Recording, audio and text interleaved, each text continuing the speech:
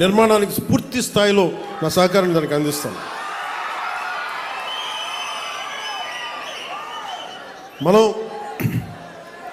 పల్లె పండుగ 2.0లో రహదారులు దాదాపు 8,571 కొత్త రహదారులు నిర్మాణం చేస్తూ ఉన్నాం.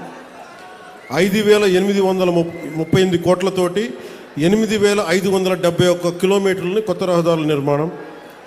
అలాగే మనకి గోకులాలు ఉంటాయి. మనకు ఆవుని గోమాతగా పూజిస్తాం. ఇన్ని సంవత్సరాల్లో ఎవరు కూడా ఇన్ని గోకులాలు కానీ ముందుకు తీసుకెళ్ళలేకపోయారు. అలాంటిది మనం కొత్త ప్రభుత్వం, మన కుటుంబ ప్రభుత్వం వచ్చాక ఇప్పుడు దీంట్లో 375 కోట్ల రూపాయల వ్యయంతో 25,000 కొత్త మినీ గోకులాలు, 16 కోట్ల అంచనాతోటి 157 కమ్యూనిటీ గోకులాలని మనం ఏర్పాటు చేయబోతా ఉన్నాం. అలాగే 4 కోట్లు ఖర్చుతో 58 కిలోమీటర్ల మ్యాజిక్ డ్రైన్స్ని నిర్మాణం చేయబోతా ఉన్నాం. పంచాయతీ పరిధిలో 486 కోట్ల రూపాయలతోటి 15,000 కొత్త అభివృద్ధి పనులను చేయబోతా ఉన్నాం. అలాగే డిస్ట్రిక్ట్ పంచాయతీ రిసోర్స్ సెంటర్కి 148 కోట్లతోటి డిపిఆర్స్ మరియు గ్రామ పంచాయతీ భవనాలు నిర్మాణం చేస్తూ ఉన్నాం. అలాగే ఏషియన్ ఇన్ఫ్రాస్ట్రక్చర్ డెవలప్మెంట్ బ్యాంక్ నుంచి రుణ సహకారం తీసుకోవడంతో పాటు మహాత్మా గాంధీ జాతీయ ఉపాధి హామీ పథకం నిధులతోటి 15వ ఆర్థిక సంఘం నిధులతోటి ప్రధానమంత్రి గారి గ్రామ సడక్ యోజన, శాస్కి అంటే రాష్ట్ర మూలధన పెట్టుబడుల ప్రత్యేక సాయం వంటి పథకాల నుంచి దాదాపు 6,787 కోట్లు సమీకరించి పల్లె పండుగ 2.0 ద్వారా 13,326 గ్రామ పంచాయతీల పరిధిలో 53,382 పనులను చేపడుతున్నాం ఈరోజు.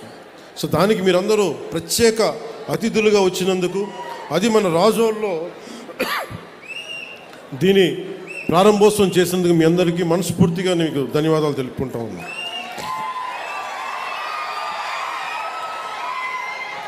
ముఖ్యంగా మన కోనసీమ జిల్లాల రహదారులు దుస్థితి చూశాక ఈ జిల్లాకి అదనంగా 100 కోట్ల రూపాయలు ప్రత్యేకంగా మంజూరు చేస్తూ ఉన్నాం. కాకపోతే వేసిన రోడ్ల మీద మీరు బైకుల్లో ఫాస్ట్గా వెళ్ళకండి, జాగ్రత్తగా ఇంటికి వెళ్ళాలి. మీరు బైకుల్లో ఫాస్ట్గా వెళ్ళడానికి రోడ్లు వేయట్లా, జాగ్రత్తగా ఇంటికి వెళ్తారు. అలాగే వాడపల్లి శ్రీ వెంకటేశ్వర స్వామి ఆలయం భక్తుల 7 వారాల స్వామిగా భావించే ఈ పవిత్ర క్షేత్రానికి సౌకర్యవంతంగా చేరుకునేందుకు కొత్త రహదారి నిర్మించాలన్న అభ్యర్థనను గౌరవ కొత్తపేట శాసనసభ సభ్యులు శ్రీ బండారు సత్యానందరావు గారు గతంలో నాకు దృష్టికి తీసుకొచ్చారు. ఆ విజ్ఞప్తిని గౌరవించి గోదావరి ఏటిగట్టు మీదుగా ఆలయాన్ని నేరుగా కలుపుతున్న 7 కిలోమీటర్ల రహదారి కోసం 6 కోట్లు ఇదివరకే మంజూరు చేశాం. రావులపాలెం మార్గంలోని ఇరుకు రోడ్డు ట్రాఫిక్ సమస్యలకు ఇది చాలా స్పష్టమైన పరిష్కార మార్గం తీసుకొస్తుంది. ఇది క్లుప్తంగా పల్లె పండుగ 2. మనం భవిష్యత్తు గురించి మాట్లాడుకుందాం ఈ రోజున.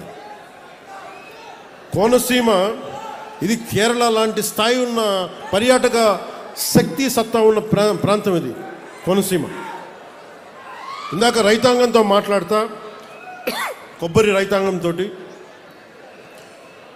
వాళ్ళు చెప్పారు నాకు, ఈ మనకి పూడికలు తీయలేదు, దానివల్ల ఉప్పు నీరు ఇట్లాగ ఉండిపోయి కొబ్బరి చెట్లు మొదల దాకా పోతున్నాయి, ఏం చేయాలంటే నేను చెప్పాను దానికి కావాల్సిన 22 కోట్లు 23 కోట్లు ఖచ్చితంగా దాన్ని ముందుకు తీసుకెళ్ళి ఇచ్చేస్తాం. కానీ దానికంటే నేను ఆలోచిస్తుంది చాలా పెద్ద ప్లాన్ ఆలోచిస్తాను. మన కోనసీమ గురించి ఆలోచిస్తున్నాం. రైల్వే లైన్ ఒకటి ఉంది,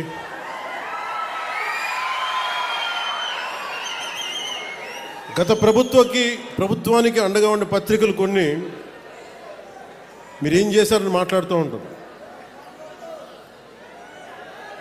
మేము మీలాగా దోచేయట్లా, మీలాగా ఎవరన్నా పిటిషన్ ఇస్తే భయపెట్టట్లా, ఇన్ని వేల కోట్లు ఖర్చు పెడతా ఉన్నాం, అందరికీ సకాలానికి జీతాలు ఇస్తూ ఉన్నాం, మీరు ఇచ్చిన దానికంటే పెన్షన్లు ఇంకా బలంగా ఇస్తున్నాం, వికలాంగుల పెన్షన్లు బాగా ఇస్తున్నాం మీకంటే కూడా.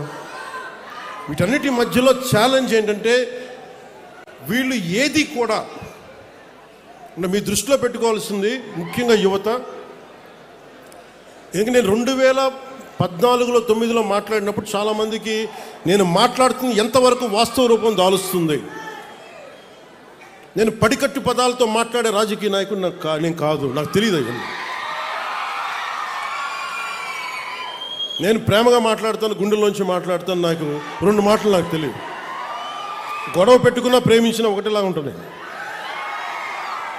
గొడవ పెట్టుకుంటే శత్రువు అనుకుని గొడవ పెట్టుకుంటాను, మళ్ళీ వెనక్కి వెళ్ళను. ప్రేమించిన నా ఇంట్లో వాడిని కూడా ప్రేమిస్తాను. సో నేను మీకోసం నేను ఉన్నాను ఇక్కడ. చాలామంది మాట్లాడుతున్నారు ఈ మధ్యన విప్లవాలు వచ్చేస్తాయి, నేపాల్ తరహాలో, శ్రీలంక తరహాలో, బంగ్లాదేశ్ తరహాలో యువత రోడ్ల మీదకి వస్తారు, గొడవ చేస్తాను. ఈ దేశంలో చాలామంది కలలు కంటా ఉన్నారు. అలా చెయ్యాలి అంటే, అలా గొడవలు రావాలి అంటే అది ఎన్డీఏ ప్రభుత్వం కాదు, గత ప్రభుత్వం కనుక ఇంకొక సంవత్సరం ఉంటే ఖచ్చితంగా ప్రజలు రోడ్ల మీదకి వస్తారు. అలాంటి తిరుగుబాట్లు నడపడానికి మేము ఎప్పుడు సిద్ధంగా ఉండాం. అదృష్టవశాత్తు మన ప్రజాస్వామ్యం చాలా బలమైంది, మీ నిర్ణయం అమూల్యమైంది. కాబట్టి గొడవలు లేకుండా ఒక్క ఓటు అనే ఒక ఆయుధంతో మొత్తం ప్రభుత్వాన్ని మార్చేశారు మీరు. ఇప్పుడు మన ముందున్న బాధ్యత ఏంటి? మా ముందున్న బాధ్యత, నేను మీ భవిష్యత్తు కోసం ఆలోచిస్తున్నా. మీకు ఎలాంటి ఉపాధి కావాలి, ఎలాంటి